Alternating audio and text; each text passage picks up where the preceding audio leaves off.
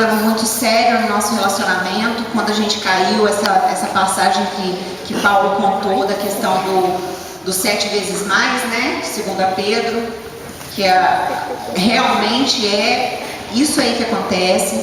Então aquele emprego legal que eu tinha, eu quase perdi, porque eu deixei Satanás entrar na minha vida. Então eu não tinha problema com o emprego, passei a ter. Eu não tinha problema com os meus pais, passei a ter. Eu não tinha problema com o Paulo, passei a ter.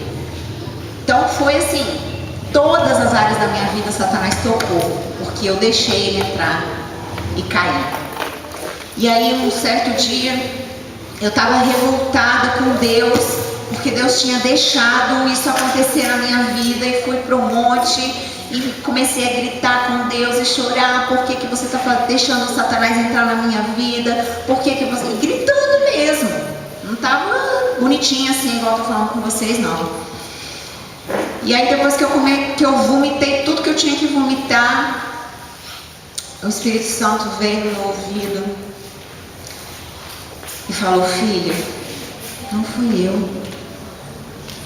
E aí veio um filme na minha mente, de tudo que Deus tinha feito, de tudo que a gente tinha conhecido, de tudo todas as palavras que Deus tinha ministrado na nossa vida até então, todas as palavras que Deus ministrou no encontro que a gente teve com Ele, no encontro com Deus. Aquilo veio como um filme, e veio o dia da queda. E o dia da queda, quem decidiu cair fui eu. A decisão foi minha, porque eu não procurei ajuda, eu não procurei ninguém para me aconselhar, eu não procurei ninguém para me discipular. A decisão foi minha. Eu disse: Deus tem um propósito mesmo na minha vida. Isso, eu cair não vai fazer diferença não. Amados, faz toda a diferença, porque tudo é semente. Tudo. Uma palavra que você lança para o seu irmão é semente. Se você lançou uma palavra boa, você vai colher fruto bom. Se você lançou uma palavra de maldição, infelizmente, amados, você vai colher mau fruto. Se você semeia na vida do seu irmão com trabalho, com justiça, você vai colher trabalho e justiça. Se você semeia discórdia, desunião, você vai colher discórdia e desunião. Tudo é semente. E a minha queda foi uma semente. A nossa queda foi uma semente. E aí a palavra que Deus ministrou no meu coração foi 1 Coríntios. Eu queria que vocês abrissem 1 Coríntios, capítulo 6, verso 19. Paulo fala isso. Eu queria que vocês ficassem bem fixados na cabeça de vocês isso. Paulo não está falando aqui numa pregação para ímpios, para conversão. Paulo está falando para a igreja de Coríntios. Para a igreja de Coríntios. Então, todo mundo que leu isso aqui tinha já tido um encontro com Jesus.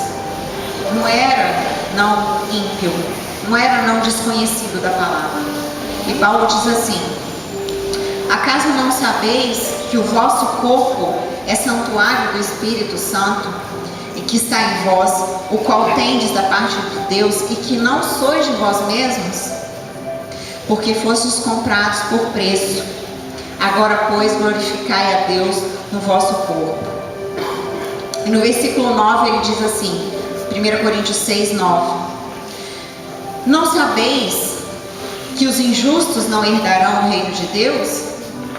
Não vos enganeis, nem os impuros, nem os idólatras, nem os adúlteros, nem os efeminados, nem os sodomitas, nem os ladrões, nem os avarentos, nem os bêbados, nem os maldizentes, nem os roubadores herdarão o reino de Deus. Como que a gente caiu? Nós tínhamos, antes de ter um encontro com Deus, nós tínhamos um namoro ímpio. Nós tínhamos um relacionamento de casal, como se a gente tivesse casado. Nós cometíamos o pecado da fornicação, da impureza sexual. E isso, quando você não entende a palavra, é normal para o mundo. Mas para nós que temos a Jesus, isso não é normal. E Paulo deixa muito claro para a igreja de Coríntios. Por que Paulo falou para a igreja isso? Porque muitos estavam na igreja pensando como eu pensei quando eu caí. Eu já tive encontro com Jesus mesmo. Já sei que Deus tem um propósito na minha vida. Não importa não eu cometer esse pecadinho aqui. Não importa, amados. Porque o nosso corpo é santuário do Espírito Santo de Deus. O único holocausto que nós podemos oferecer no nosso corpo é para Deus. Esse templo aqui de nada vale. O templo que Deus se importa é esse aqui, ó.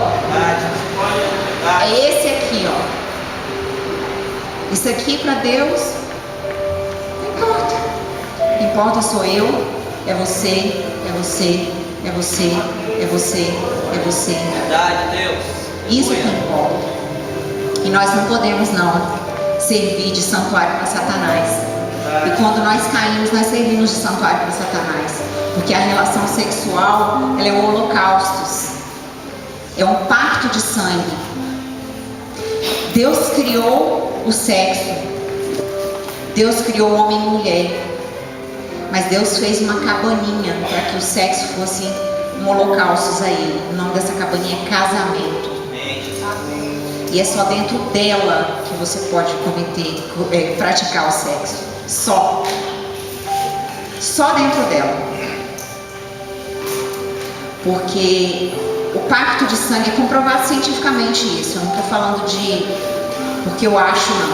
É comprovado cientificamente. Todo ato sexual libera sangue nas regiões genitais. É fato científico.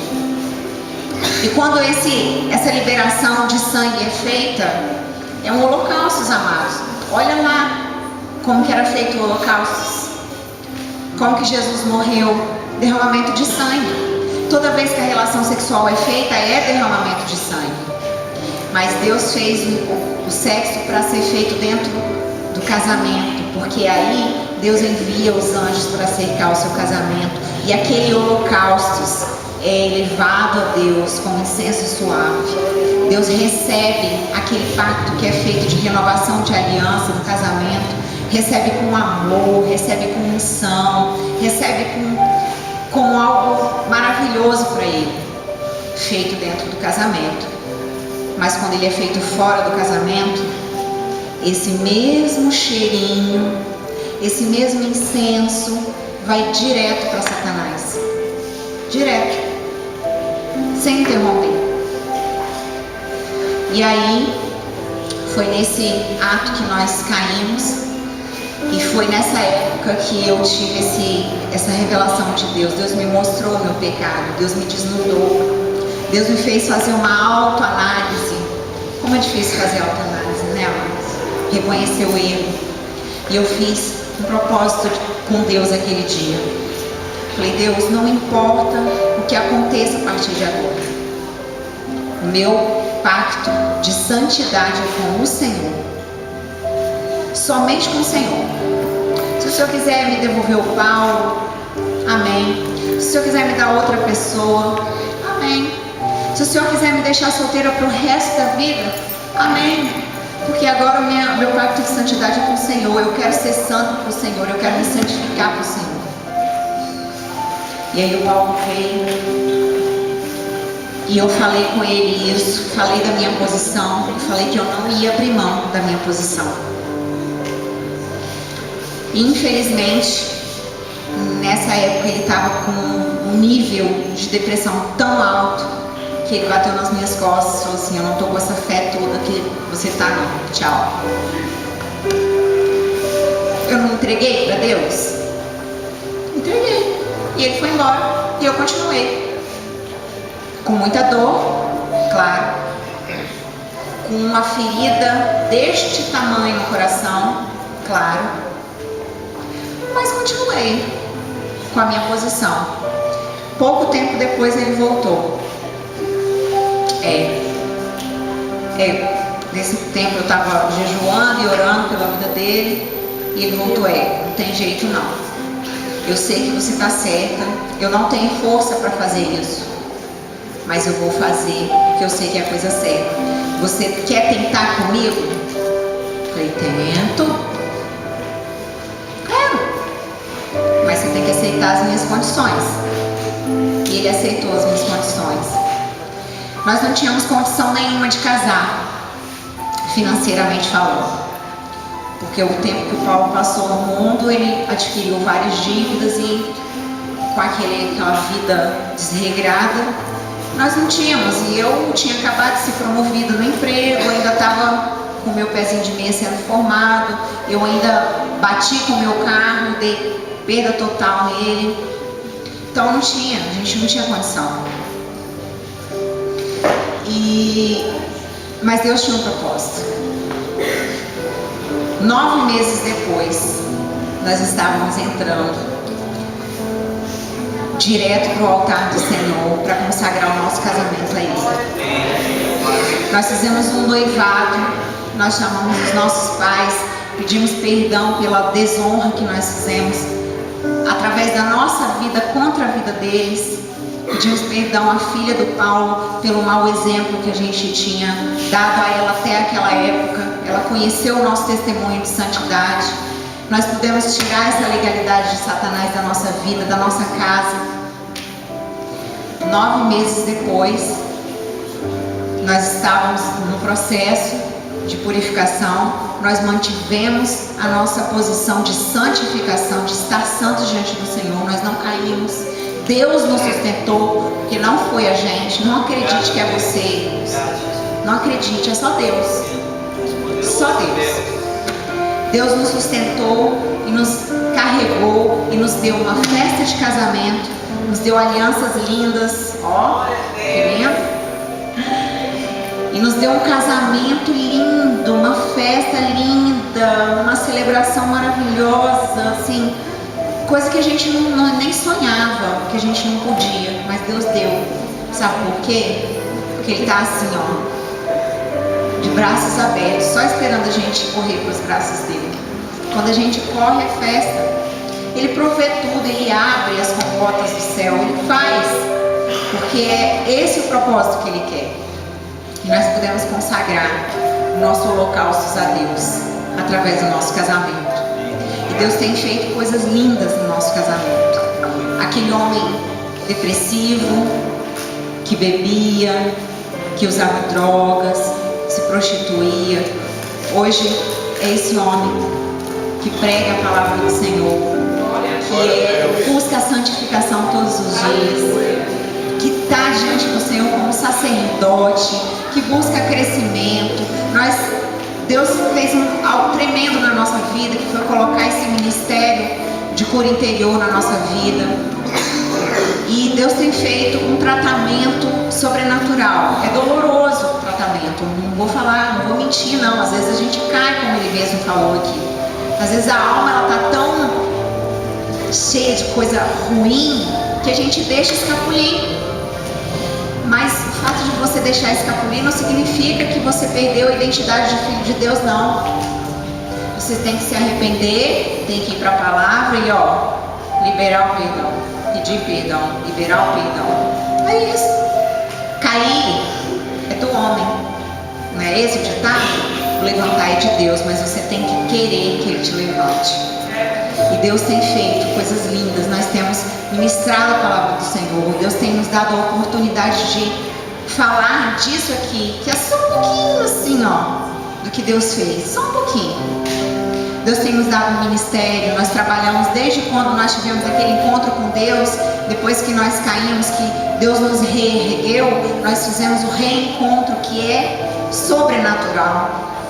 E a partir de então, desse reencontro, nós estamos nesse ministério de encontro com Deus, porque ali nós vemos pessoas sendo libertas, pessoas sendo curadas, o processo de Deus na vida da pessoa sendo iniciada, processo de restauração, processo de evangelização, todo o processo nós vemos ali naquele ministério. E Deus nos colocou ali e tem confirmado o ministério de cura interior nas nossas vidas. E eu creio que muito mais o Senhor fará. Mas assim como Ele fez na minha vida, na vida do Paulo, Ele quer fazer na sua vida. E Ele vai fazer se você deixar. Porque nós temos um dispositivo chamado livre-arbítrio. Não pense não que a santificação é pela sua própria força. A decisão é você que toma, por causa do seu livre-arbítrio. Mas a força vem do Senhor, que a palavra diz que a alegria do Senhor é a nossa. Quando a gente alegra o coração de Deus, Ele derrama a força dele. Então quando você toma a decisão, você alegra o coração de Deus. E aí a força vem. Não faz pela força do braço não, que vai dar errado. Amém? Obrigado. Aleluia. Você pode dar uma glória a Deus? Aleluia. Depois eu que sou ele, pastor. É dele, se ela fosse ir. Mas eu glorifico a Deus todos os dias pelo milagre. O milagre de Deus não é você ter apartamento por andar, ter carro zero, você se casar, Deus te curar de um câncer. O maior milagre de Deus é você conhecer Jesus e entregar sua vida para Ele. Porque você sela o seu nome no livro da vida e você tem uma eternidade com Deus.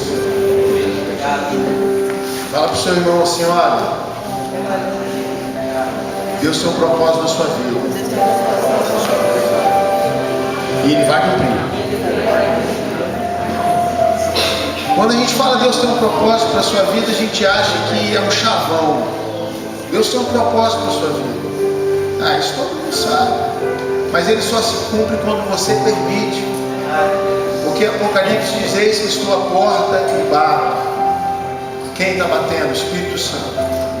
Se você ouvir a minha voz e abrir o seu coração, eu entro e vou fazer uma festa. Oh, Deus. Eu cearei com você e você vai cear comigo. Eu vou fazer uma festa. E você, o seu coração, ele só tem a maçaneta por dentro. Só você é capaz de abrir. E ele fala: se você ouvir e se você abrir, eu vou entrar e eu vou transformar a sua vida. Aleluia. E nós teríamos muitas outras coisas para falar, mas a Bíblia diz que não é por muito falar que nós teremos ouvidos.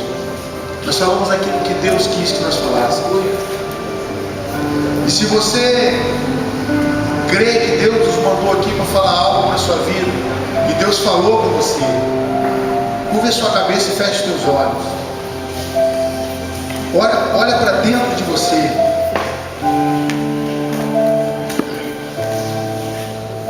Conversa com Deus.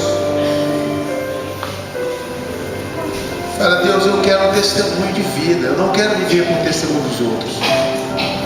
Senhor, eu quero um milagre na minha vida. Eu não quero um milagre, ouvir milagre somente dos outros. A Bíblia diz que a mão do Senhor não está encolhida e nem seus ouvidos agravados, para que não possa te salvar e para que não possa te ouvir. Mas são as nossas iniquidades, os nossos pecados, que fazem separação entre nós e o nosso Deus. Deus, Ele vai cumprir o propósito na sua vida, porque aonde Ele começou a boa obra, Ele há de completar até o dia.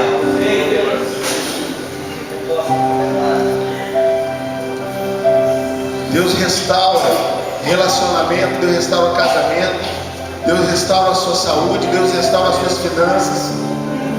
Há 3 anos atrás eu tinha uma dívida incontável, impagável. E Deus está trabalhando de uma forma que esse ano, aliás, esse mês eu coloco tudo em dia. É milagre, é milagre, é milagre. Cheguei a pagar R$3.000 de juros por mês. Mas Marcos 8,36 fala: que de adianta o homem ganhar o mundo e perder a sua alma. Eu nem gosto de dar testemunho financeiro, Porque a maior riqueza é você juntar tesouro no céu. Eu quero fazer um convite para você. Eu quero te desafiar. Você que está vindo à igreja, está buscando a Deus, mas tem algo que você precisa se libertar. Você é salvo. Deixa eu te explicar uma coisa. Existe diferença entre salvação e libertação. Nós somos salvos à medida que nós aceitamos a Jesus como Senhor e Salvador. Mas há coisas que nós precisamos se libertar. E se você está aqui nessa noite e precisa de uma libertação na sua vida, e você precisa que algo seja curado na sua alma, eu quero orar com você. Eu quero que Deus derrame um bálsamo de cura. Eu sei que você está no processo de santificação. Eu sei que você está no processo de buscando a perfeita vontade de Deus. Mas é difícil. É difícil. Mas você é salvo. Seu nome está no livro da vida. E isso o diabo não tira, não. Levanta do seu lugar e vem aqui na frente. Eu quero orar para a sua vida. Fala, eu quero cura de Deus na minha vida. Eu quero cura de Deus na minha vida. Eu quero libertação de Deus na minha vida. Eu quero cura de Deus na minha vida. Eu quero que Deus cure as minhas emoções. Eu quero que Deus cure as minhas feridas. Eu quero que Deus me liberta.